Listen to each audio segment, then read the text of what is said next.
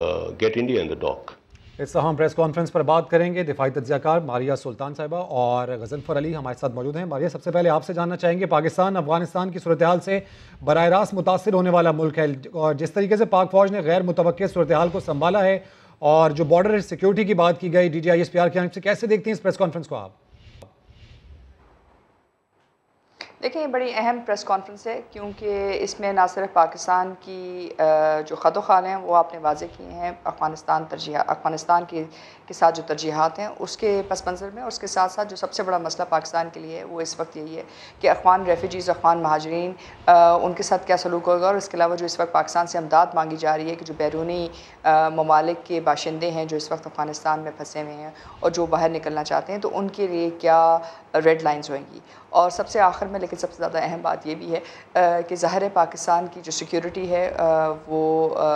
Sir फहरिस्त है, उसकी जो तहफ़्फ़ुज़ात हैं, इसलिए बैनुल-अक़वामी दुनिया को भी और बाकी लोगों को भी ये समझना होगा कि ये जो पाकिस्तान की तरफ से मदद की जा रही है ये गैर मशरूत नहीं है।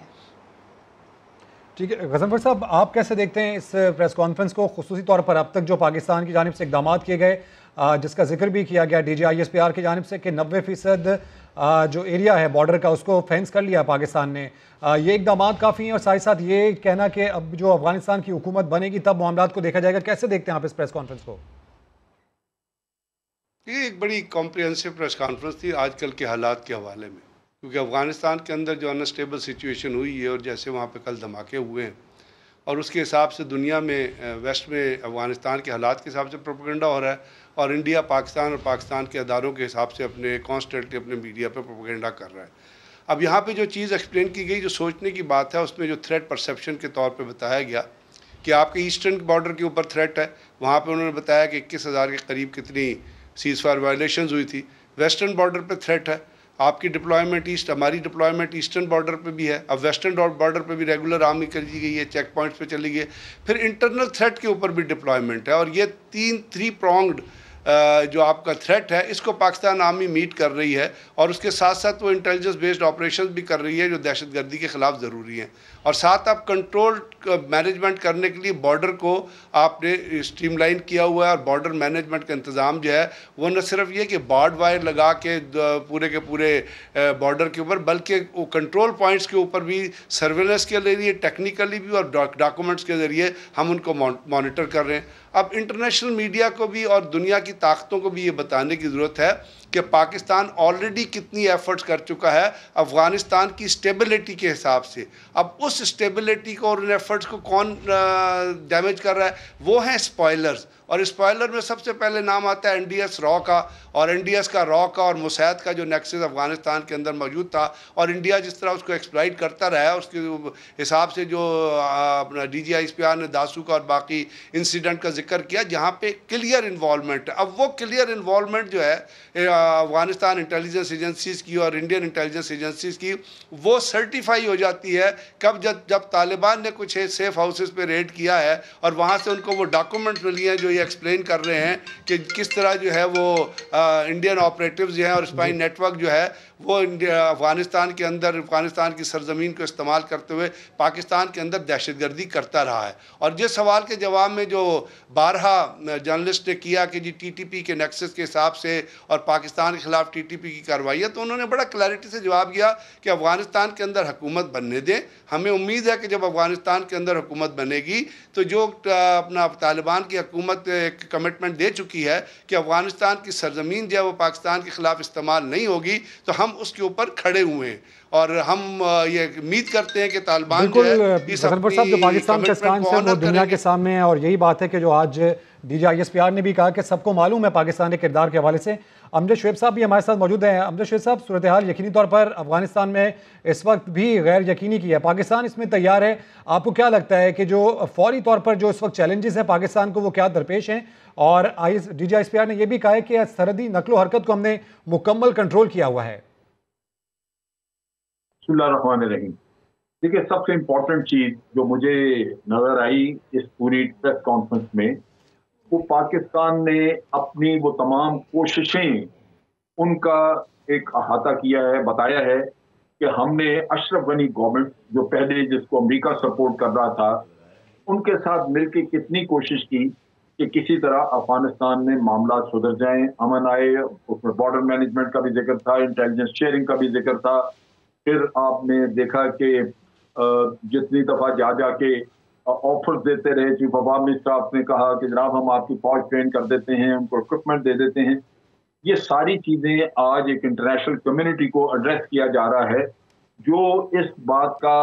प्रोपेगेंडा कर रही है कि पाकिस्तान तो सिर्फ तालिबान को मदद कर रहा था, पाकिस्तान तो एक डबल गेम खेल रहा था, अमेरिका की शिकस्त और अमेरिका की जो तबाही उसमें पाकिस्तान का हाथ है।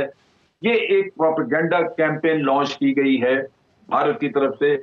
और भारत ही की लॉबी जो अमेरिका में है या मगरबी दुनिया में वो कर रही है।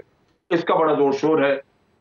उसमें मुतालबा किया जा रहा है कि पाकिस्तान के ऊपर सैंक्शंस लगाई जाएं, पाकिस्तान को मता चखाया जाए। अब ये वो चीजें हैं जो दुनिया ने फैसला करना है कि क्या पाकिस्तान की ये कोशिशें किसी और मुल्क की कोशिशों से कम थी। मेरा ख्याल है दुनिया में सबसे ज्यादा कोशिश पाकिस्तान ने की है कि अफगानिस्तान में जो भी हुकूमत जिस तरह भी बनी, अमेरिका की मदद से, भारत की मदद से, उसके साथ तावन किया जाए ताकि वो अमन की तरफ बढ़ सकें, ताकि वो अपने मुल्क में एक कंसेंसस पैदा कर सकें। हमने मुज़ाकरात के लिए भी जो कोशिशें की उनका भी जिक्र किया कि कितनी ज्यादा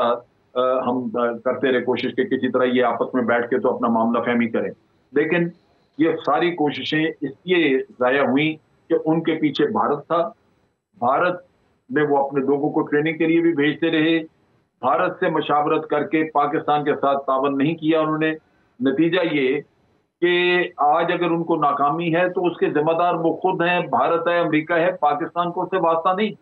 पाकिस्तान तो उस अमन के लिए हर तरह की कोशिश करता रहा। फिर उन्होंने बात की अपने सरहदों की, और फिर जो तैयारी हमने की हुई है, रेफ्यूजीज का भी लोगों ने सवाल किया। रेफ्यूजीज उन्होंने कहा कोई नहीं अभी तक आया, लेकिन ये हमें खदशात रहेंगे रेफ्यूजीज के भी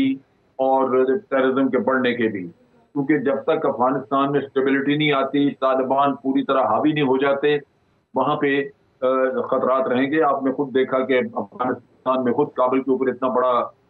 हमला हुआ, कुछ धमाके हुए दो, तो ये खतरा अगर उनको है तो हमारे मुल्क में भी है, क्योंकि वहां पे तो अभी तक कंट्रोल नहीं है किसी का। तो इस वजह से उन्होंने बताया कि हमारी पूरी तैयारी है। ये एक कौम को कॉन्फिडेंस दिया गया है कि हम इस खतरे को समझते हैं। बिल्कुल, पाकिस्तानी जो कोशिशें हैं उनका अहाता किया गया है। मारिया साहब आपसे जानना चाहेंगे, मारिया साहब आपसे जानना चाहेंगे, पाकिस्तान ने अपना केस आपको क्या लगता है कितना बेहतर तौर पर इंटरनेशनल कम्युनिटी के सामने प्रेजेंट किया, और जैसा कि अमजद शुएब साहब भी कह रहे हैं कि जो स्पॉयलर्स का किरदार है इंडिया की जानिब से वो भी हमने देखा। अब इस मौजूदा सूरत हाल में जो टेररिज्म है और साथ साथ जो महाजरीन का मामला है, पाकिस्तान ने अब तक कितना बेहतर तौर पर इसको एड्रेस किया आपके ख्याल में? देखें, इस वक्त जो आज की प्रेस कॉन्फ्रेंस थी वो हक़ाइक़ पे मबनी थी, और बड़ी सच्चाई से हमने जो है ना सिर्फ अपने जो इक़दामात हैं उनकी वजाहत की है, बल्कि इसके साथ साथ जो आपके तहफ़्फ़ुज़ात हैं उससे भी दुनिया को आगाह किया है। इसमें जो दो बड़े तहफ़्फ़ुज़ात हैं, एक तो ज़ाहिर अफ़गान महाजरीन का है, क्योंकि जो लोग इस वक्त अफ़गानिस्तान छोड़ के आ रहे हैं वो आम अफ़गान नहीं हैं, वो बिलख़ुसूस वो लोग हैं जो इससे पहले 20 साल से अमेरिका की मावनत करते रहे, उनके हवारियों की मावनत करते रहे, और उसके अंदर एक बहुत बड़ा जो उनका फ़िरका है इंफॉर्मेशन नेटवर्क्स उनके साथ है। दूसरा जो है तबका वो है जो अफ़गानिस्तान में ब्यूरोक्रेसी यानी अफ़गान रियासत के लिए काम करता रहा। ज़ाहिर है जो तबका अफ़गान रियासत के लिए काम करता रहा है, अगर वो अफ़गानिस्तान से बाहर जाएगा तो अफ़गानिस्तान की रियासत को बहुत बड़ा मसला हो सकता है कैपेसिटी के लिहाज से। तो ये बात पाकिस्तान ने वाज़ेह करने की कोशिश की है कि हम इक़दाम करेंगे कि वो पाकिस्तान में ना रहें और वो यहाँ से जितनी जल्द हो सके, जितनी जल्दी हो सके, जहाँ भी उन्होंने आगे जाना है वो जा सकें। दूसरा जो मसला जहाँ तक दहशतगर्दी का है वो आपके लिए एक बहुत बड़ा चैलेंज है, क्योंकि जैसे कि आपने देखा कि जो काबुल एयरपोर्ट के ऊपर धमाका हुआ, ये बात अभी वाज़ेह नहीं है कि वो आइसिस ने किया, ये बात वाज़ेह नहीं है कि उसके अंदर कोई दहशतगर्द ग्रोथ है, ये नहीं पता कि कुछ इक्विपमेंट फट गया, ये नहीं पता कि अमेरिकन कॉन्ट्रैक्टर्स थे या कोई भी था। बहरहाल ये बात वाज़ेह है कि दहशतगर्दी जो है अभी इस खत्ते से गई नहीं है। दूसरी बात यह है कि इस वक्त जो खफकी हिंदुस्तान को अफ़गानिस्तान में उठानी पड़ी अपने नेटवर्क को एक्सपोज करने की वजह से, या जो उनकी 20 साल की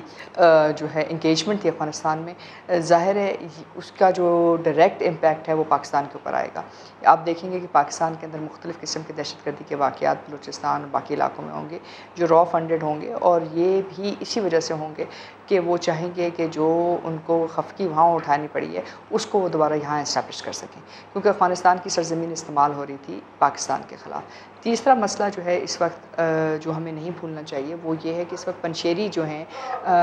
जिसमें अमरुल्लाह साहब जो हैं वहाँ मौजूद पंशेर रेजिस्टेंस के तौर पे काम कर रहे हैं, वो NDS के जो हैं चीफ रहे हैं। अब उनके पास कितना नेटवर्क अवेलेबल है, क्योंकि अपने साथ तकरीबन 7,000 जो हैं फ़ौजियों को जो है पंशेर ले गए हैं, जो उनके साथ मिलकर अब तालिबान के ख़िलाफ़ लड़ेंगे। तो ये अभी तक वाज़ेह नहीं है कि उसमें से उस स्ट्रक्चर में से कितना स्ट्रक्चर जो है अभी अमरुल्लाह साहब के लिए काम करेगा, क्योंकि ये बात वाज़ेह है कि NDS में जो है नॉन पश्तून एलिमेंट्स बहुत ज़्यादा थे और इसमें रॉ का जो फ्रेमवर्क था वो बहुत ज़्यादा था। तो ये तमाम चीज़ें हैं जो इस खित्ते की दहशतगर्दी के लिए, एक दहशतगर्दी का जो चैलेंज है उसके लिए एक बहुत बड़ा जो है एक चैलेंज और एक सरदर्द बन सकती है। गज़नफ़र साहब, आप क्या कहेंगे जो इंडियन डिफीट हुई है इस वक्त अफ़गानिस्तान में, और जिस तरीके से DGISPR ने भी कहा कि भारत ने अफ़गान हुकूमत, फ़ौज और अवाम के जहनों को जहर आलूद किया, इस शिकस्त पर आप क्या कहना चाहेंगे? और अब पाकिस्तान के लिए, जैसे कि हम ये भी देखते हैं कि 31 अगस्त तक जो इनखला है जो गैर मुल्की अफवाज का या जो शहरी है उनका, उसमें पाकिस्तान को किस तरह के चैलेंजेस का सामना करना पड़ सकता है? पाकिस्तान के चैलेंज का तो DGISPR ने जिक्र कर दिया, और वो चैलेंजेस रिलेटेड थे दो चीज़ों से जो हाईलाइट भी किए गए। एक थे जो महाजरीन पाकिस्तान के अंदर आना चाहते हैं, उनमें से एक चीज़ और हाईलाइट हुई, कुछ लोग ऐसे हैं, कुछ फैमिलीज़ ऐसी हैं जो यहाँ पे रह रहे हैं, उनके लोग गए हुए थे अफ़गानिस्तान के अंदर, वो वापस आना चाहते हैं, और उसके ऊपर जो महाजरीन का जो इन्फ्लक्स होना चाहता है, तो उन्होंने कहा कि हमने अपने बॉर्डर्स क्लोज़ नहीं किए, और ये एक बहुत बड़ी स्टेटमेंट है कि इतने बड़े टर्मोइल के अंदर जो अफ़गानिस्तान के अंदर इंस्टेबिलिटी फैली हुई है और जिस तरह वहाँ पे लोग एयरपोर्ट पे जमा हुए हैं, उसके बावजूद पाकिस्तान ने अपने बॉर्डर क्लोज़ नहीं किए हैं। ये एक बहुत आला अखलाक की भी मिसाल है, और आपके जो एडॉप्शन है ह्यूमन राइट्स की, उसके हिसाब से भी बहुत अहम है। लेकिन लोग